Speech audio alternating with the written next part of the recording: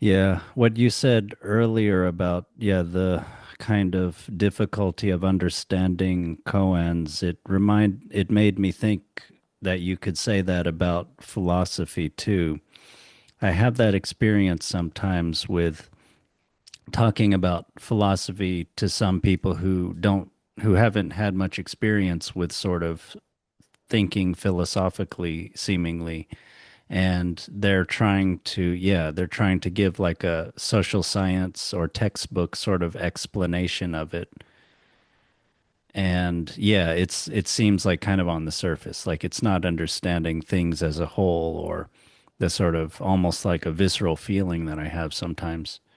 um but Yeah. yeah.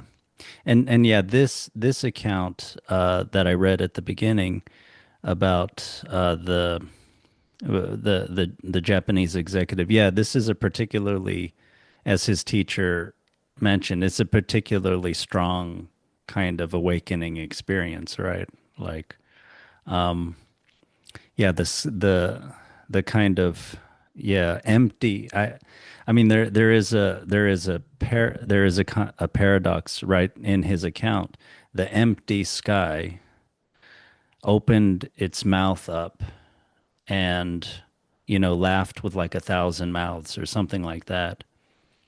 If it's empty, I mean, it doesn't have a mouth or anything to laugh with, seemingly. But that was one thing. I don't know. It really appealed to me.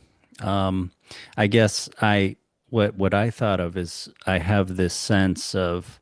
I think I got this from Joseph Campbell from that video that actually you mentioned to people, including me in high school, like the hero with a thousand faces, or no, the different faces of myths. Anyway, it's the Bill Moyers Hmm. PBS kind of series, and he talked about how, in his view, there's all kinds of different divinities that tend to be like good or evil.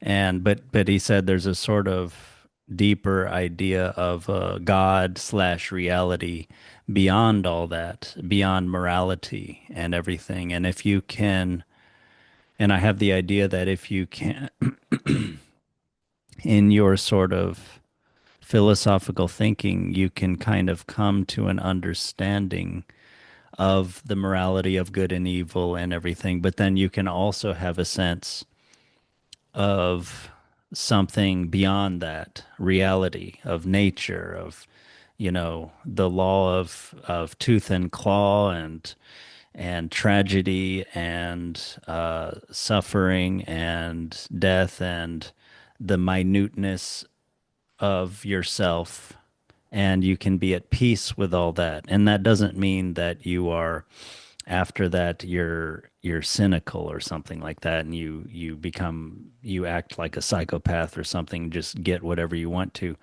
But it's more like you follow the sort of norms in general, and you also chop wood and carry water. You just do the normal things of life. You're a normal person with your height and your talents and your atoms and everything. And but at the same time, yeah, you're kind of wearing it all lightly.